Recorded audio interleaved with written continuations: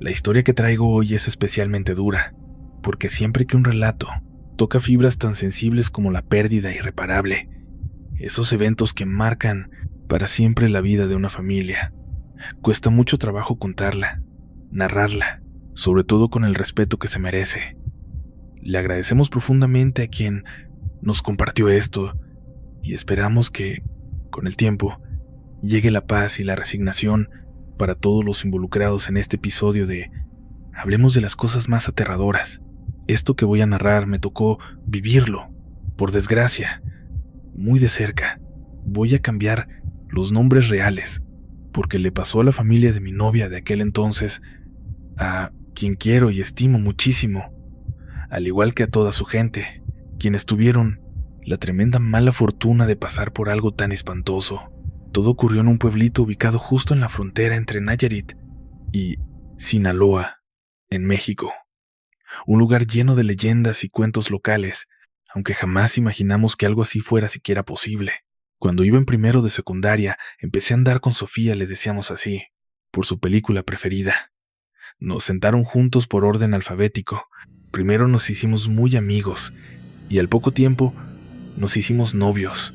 Yo era súper tímido, pero ella era muy popular, así que me ayudó a soltarme un poco. Cuando pasamos a segundo, le pedimos permiso a su mamá y nos dejó, siempre y cuando siguiéramos sus reglas. A su papá, eso sí, no le dijimos nada. Él trabajaba en Estados Unidos, pero cada 2 meses venía a pasar un fin de semana al pueblo.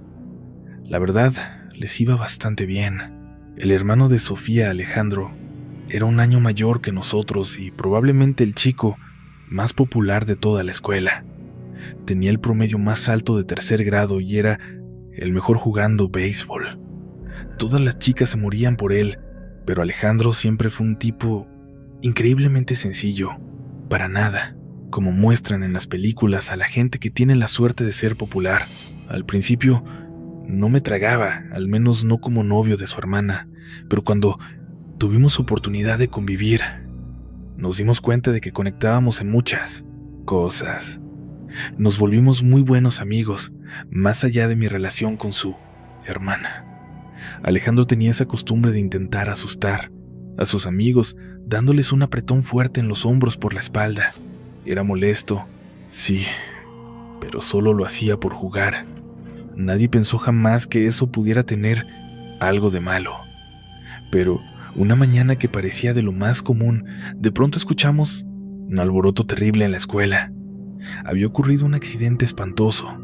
Corrimos a ver y nos topamos con que un chico había caído desde el pasillo frente a su salón, en el 2.º piso. Había caído de cabeza y murió al instante, aunque los maestros hicieron todo lo humanamente posible por mantenerlo con vida mientras llegaba la ambulancia. Cuando mi novia se dio cuenta de quién se trataba, pegó un grito. Era Javier, uno de los mejores amigos de su hermano. Luego oímos a Alejandro gritar, mientras un profesor lo acusaba de haber empujado a su amigo, de haber provocado la caída. Otra de las maestras intentaba defenderlo, discutiendo a gritos con el otro profesor, y junto con la ambulancia llegó también la patrulla. Se llevaron a Alejandro detenido.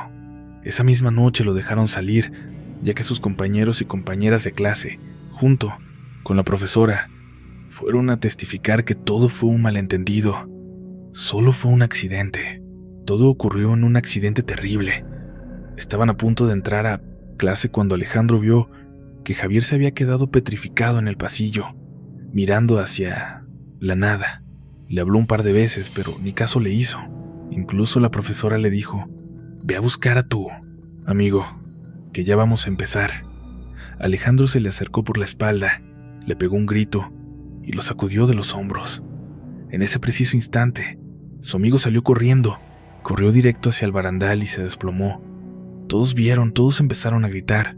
Alejandro fue el primero en llegar hasta él para intentar auxiliarlo, pero, según dijeron las autoridades, había muerto al instante. Fue un accidente, claro, pero la familia quedó destrozada. El papá de Alejandro y Sofía llegaron esa misma noche. Yo me quedé a dormir en su casa aquel día. También Miquel, el mejor amigo de Alejandro. No hubo líos con su padre porque nadie le mencionó que Sofía y Alejandro eran novios. Ellos estuvieron con nosotros en la sala hasta que él dijo que necesitaba irse a dormir. Sofía lo acompañó a su cuarto y luego se fue a descansar. Sus padres estaban con la familia de Javier, tratando de cubrir todos los gastos y ayudar en todo lo que pudieran. La mayor parte de la familia había sido muy comprensiva.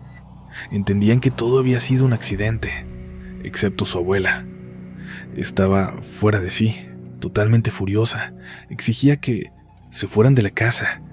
Gritaba que no pensaba perdonar al asesino de su nieto, sin importar cuánto dinero quisieran ofrecer. Mientras tanto, nosotros en la casa no teníamos idea de lo mal que lo estaban pasando. Mateo y yo no nos llevábamos muy bien, pero esa noche estuvimos charlando hasta la madrugada. Ninguno de los dos quería cerrar los ojos, ninguno quería pensar en lo sucedido, ni recordar el cuerpo de Javier en la escuela. Mientras seguíamos hablando, cuando casi nos quedábamos dormidos en la sala, escuchamos un llanto. Nos quedamos callados al instante. Primero pensamos que era Alejandro, obviamente, pero luego el sonido se volvió muy agudo y pensamos que era algún bebé, así que me armé de valor y subí. Cuando di los primeros pasos por las escaleras, el llanto cambió de repente y empezó a sonar como el llanto de un bebé.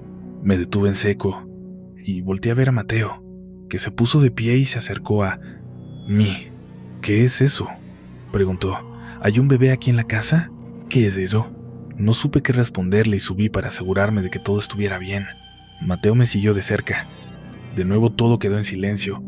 Nos acercamos a la puerta de Sofía, pero no se oía nada. Nos aproximamos a la de Alejandro, pero tampoco se escuchaba nada. Pegué mi oreja a la puerta y le pedí a Mateo que se acercara para que comprobara lo que se oía dentro. Él también pudo escucharlo. Era como un llanto, pero sonaba muy lejano y, sin embargo, parecía salir de ahí dentro. Nos preguntamos si debíamos tocar o molestar a Alejandro para despertarlo, pero justo cuando nos decidíamos, escuchamos el portón de la calle abrirse. Habían regresado los padres, Emilia y Alejandro. Nosotros no nos movimos de arriba. Es más, cuando subieron, les pedimos que guardaran silencio para que escucharan. Estábamos allí con Alejandro y de repente se escucharon unos sollozos, pero escuchen, fue rarísimo.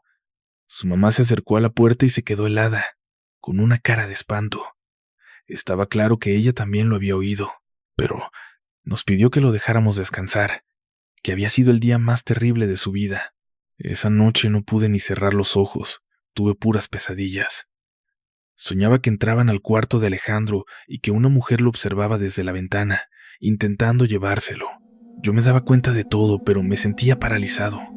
No podía hacer nada para evitarlo. A la mañana siguiente hablé con Mateo y, aunque no fue exactamente igual, resulta que él tuvo una pesadilla muy parecida.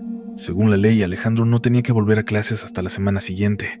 Solo Sofía iba a ir. Para Alejandro era muy difícil regresar, y además se había puesto enfermo. Mateo y yo habíamos dejado de visitar su casa, tal como nos pidió su mamá, pero ahora que su papá regresaba de los Estados Unidos, nos mandó a decir con Sofía que, por favor, fuéramos, que necesitaban que nos quedáramos allí. Al principio pensamos que era para que Alejandro no se sintiera solo, para que tuviera el apoyo de sus amigos, pero no era por eso. Nos rogaron que nos quedáramos porque les daba miedo estar solos, sobre todo por las cosas que pasaban durante la madrugada. Alejandro le estaba pasando fatal, casi ni probaba bocado y cada noche se ponía peor. Sudaba a mares, como si tuviera una fiebre altísima.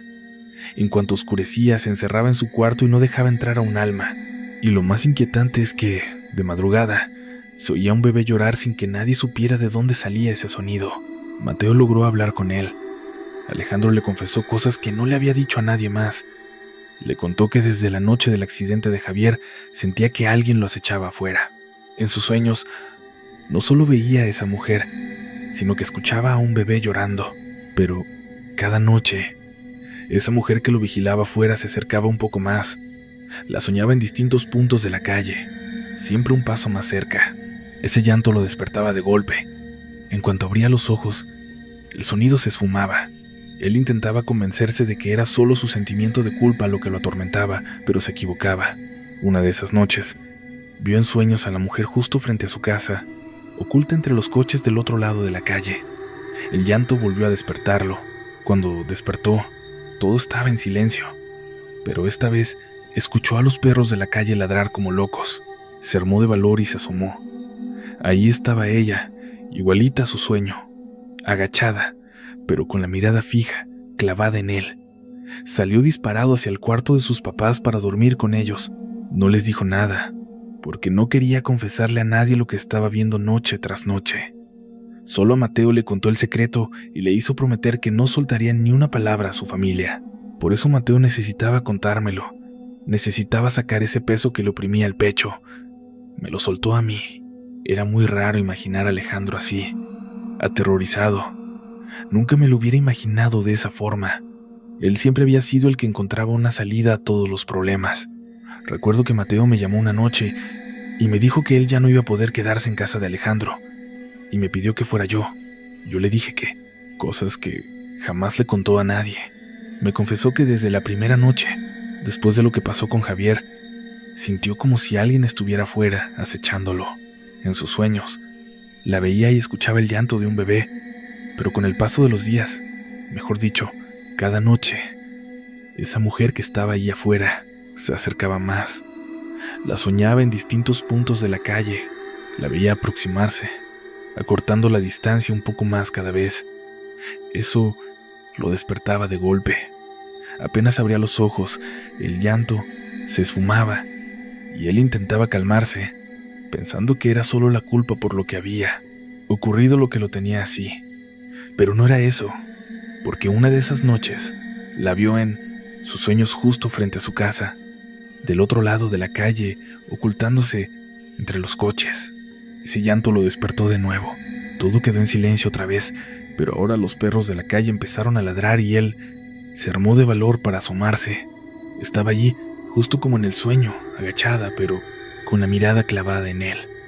Salió disparado hacia el cuarto de sus padres y se quedó ahí, aunque no les dijo nada, porque no quería confesarle a nadie lo que estaba viviendo cada noche. Solo me lo contó a mí y me hizo prometer que no soltaría una palabra a su familia. Por eso Mateo, que necesitaba desahogarse, que sentía que el pecho le iba a explotar, decidió confiar en mí. Se me hacía rarísimo ver a Alejandro así, aterrorizado. Nunca me lo hubiera imaginado así, ni de chiste. Él siempre era quien encontraba la solución para todo. Recuerdo que Mateo me llamó una noche y me dijo que no iba a poder quedarse en casa de Alejandro, que fuera yo. Y le dije que, total, que si un día no íbamos, no pasaba nada. Al final ellos ni siquiera salían de su cuarto. Y Alejandro, con él casi ni hablaba. Pero Mateo me advirtió que era importante, porque la noche anterior había visto a la mujer ahí, en el patio. Así que fui. Me quedé esa noche y no les voy a mentir, con un miedo atroz, con un terror absoluto a lo desconocido. Sofía apenas si me dirigió la palabra. Fue más su mamá quien habló conmigo, y se le veía tan cansada.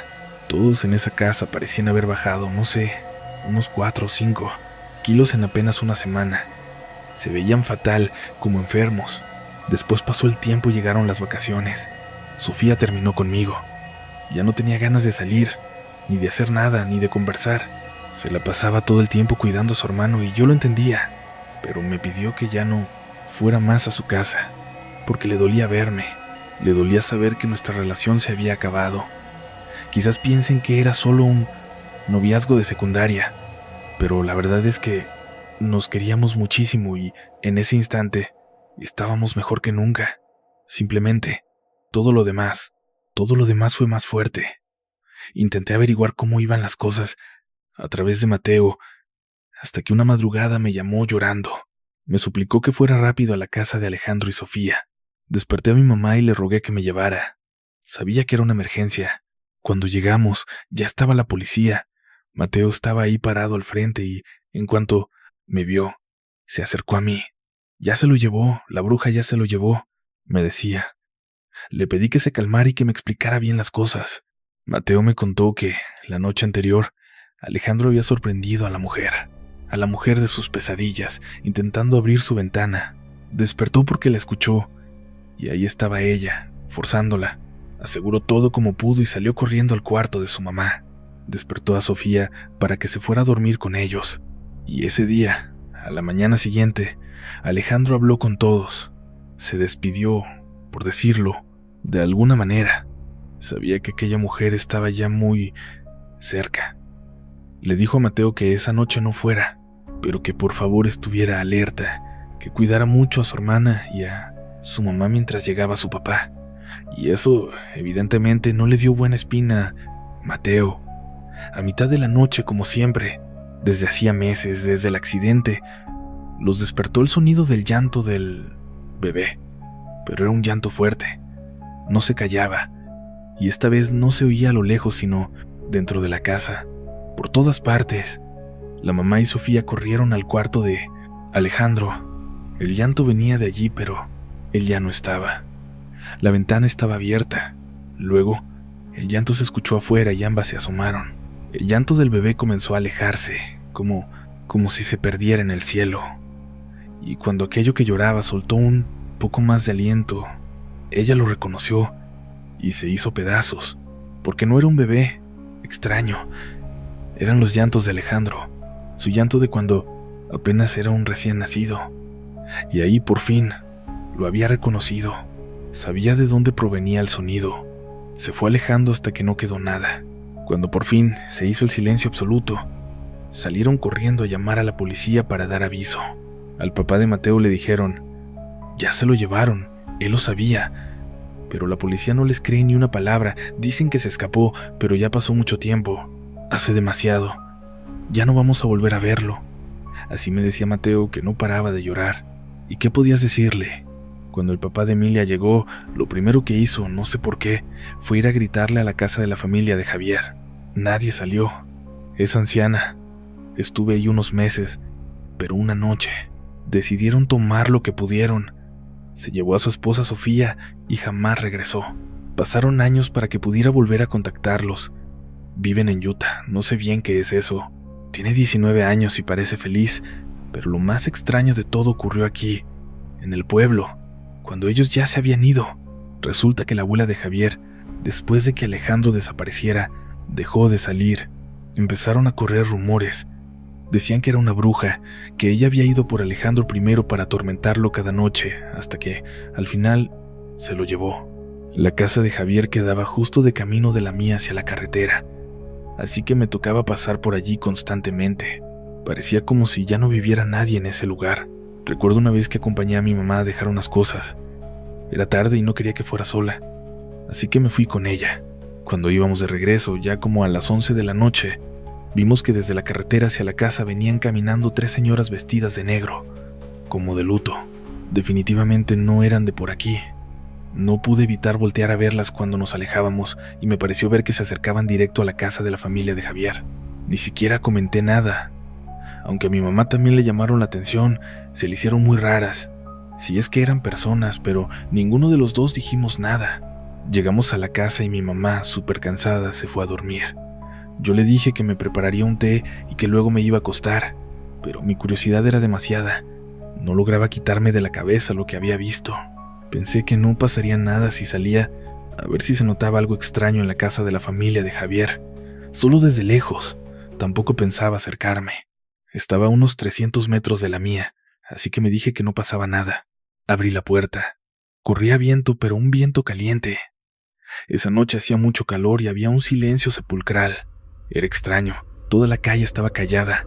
Ni un perro ladrando a lo lejos, ni siquiera el eco de alguien escuchando música a la distancia. Nada. Cerré muy despacio y empecé a caminar. Intenté apresurarme, pero no quería correr. Sentía que si lo hacía, haría ruido y sería más fácil que alguien me notara. Escuché ladridos de perros a la distancia, detrás de mí, y eso hizo que volteara. A lo lejos, muy al fondo de la calle, alcancé a ver 3 figuras de negro. Venían en mi dirección, pero ya no podía correr a mi casa sin toparme con ellas o sin que me notaran, así que mejor apresuré el paso. En cuanto vi un terreno baldío, recordé que hasta el fondo había arbustos y que tal vez podría esconderme detrás. Lo hice. Allí escondido, podía escuchar mi propia respiración. Sentía los latidos de mi corazón retumbando en todo mi cuerpo. Después de varios minutos, las vi pasar caminando muy pero muy despacio. Estaba a unos 300 metros de casa y pensé en acercarme, así que me dije que no pasaba nada. Abrí la puerta. Soplaba algo de viento, pero era aire caliente. Esa noche, el calor era sofocante y reinaba un silencio sepulcral. Era una sensación extraña. La calle estaba completamente muda. Ni mi perro, ni siquiera el eco de alguien escuchando música a lo lejos. Todo estaba perdido en la distancia. Absolutamente nada. Cerré la puerta despacito y empecé a caminar. Intenté ir más rápido, pero me resistía a correr. Sentía que si empezaba a correr haría ruido, y sería mucho más fácil que alguien me descubriera. Entonces escuché ladridos de perros allá, a lo lejos, detrás de mí, y eso me obligó a voltear. A mucha distancia, en lo más profundo de la calle, alcancé a distinguir 3 siluetas vestidas de negro. Venían directo hacia mí. Ya no tenía forma de llegar a mi casa sin cruzarme con ellos o llamar su atención, así que mejor apreté el paso. En cuanto vi un terreno baldío, recordé que al fondo había unos arbustos y quizás ahí podría esconderme. Lo hice, y ahí, oculto, solo podía escuchar mi propia respiración, con los latidos del corazón retumbando en todo el cuerpo.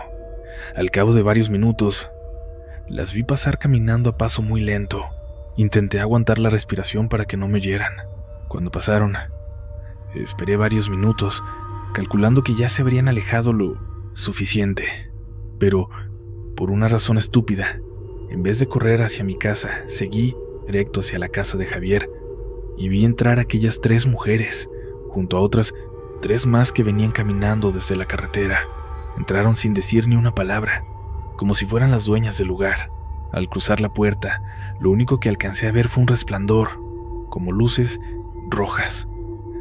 Metí la mano al bolsillo y me di cuenta de que no traía mi celular.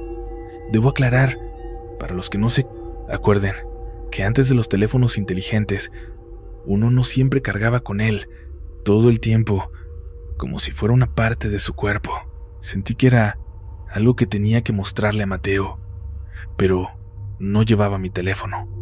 Entonces escuché un movimiento detrás del esqueleto de un coche viejo que estaba en la calle, como si algo se estuviera moviendo dentro de ese auto abandonado. Luego pude verlo. Definitivamente había alguien ahí, y ya se había dado cuenta de mi presencia. Me apresuré a regresar a casa y escuché pasos siguiéndome muy de cerca. Cuando me atreví a voltear, vi que era una mujer delgada, vestida de negro, que corría tratando de no tropezar con su largo vestido. Gracias a Dios, eso me dio ventaja para adelantarme y alejarme lo suficiente para que no viera en qué casa me escondía. Entré a mi casa, corrí al baño y empecé a vomitar. Supongo que fue por el puro terror. Mi mamá se despertó y me preguntó si todo estaba bien, justo cuando alguien tocó a la reja de la entrada. Le pregunté a mi mamá quién era. Me dijo: son unas señoras, creo que son las mismas de hace rato. Voy a ver qué quieren, me dijo ella. Quise armarme de valor para salir, pero estaba demasiado asustado. Me asomé por la ventana y vi a mi mamá acercándose a la reja. Me di cuenta de que una de las mujeres volteó hacia mí. Me había visto. No lograba distinguirles las caras, estaban cubiertas con gorros. Era como si quisieran aterrorizarte solo con su apariencia.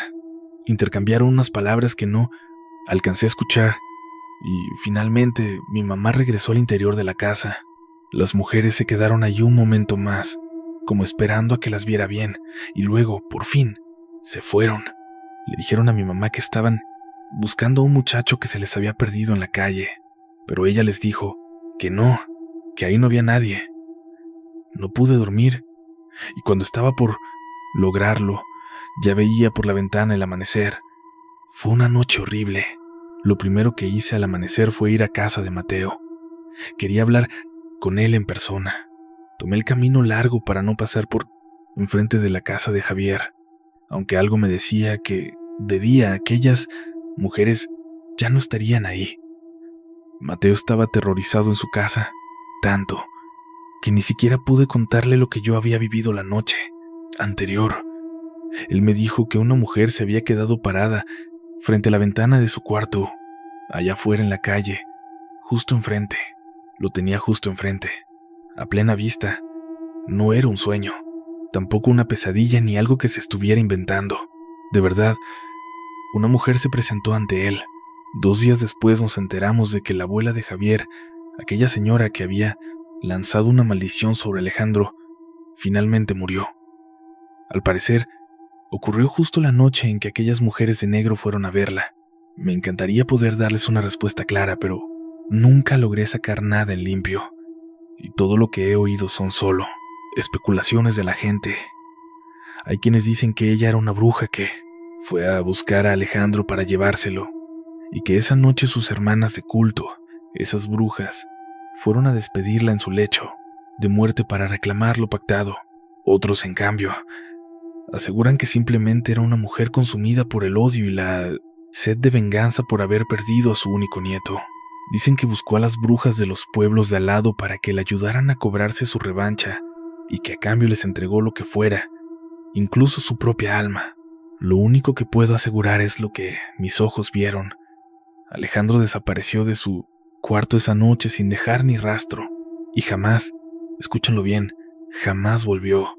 Pero de vez en cuando, en los senderos más solitarios del pueblo, sobre todo en aquel que se pierde detrás de su casa, a unos cuantos kilómetros, cuentan que todavía se escucha en lo más profundo de la madrugada, como si surgiera de entre las sombras de los árboles el llanto de un bebé. Y aquí termina la historia de hoy. Si este relato te provocó un escalofrío, no olvides darle a me gusta y suscribirte al canal. Hablemos de las cosas más aterradoras para que no te pierdas los próximos relatos que pondrán a prueba tu valor. Activa la campana de notificaciones para ser de los primeros en escuchar nuevas historias de terror. Gracias por acompañarnos una velada más. Y ten presente esto: hay secretos que es mejor no desenterrar al caer la noche. Nos vemos muy pronto, si es que te atreves.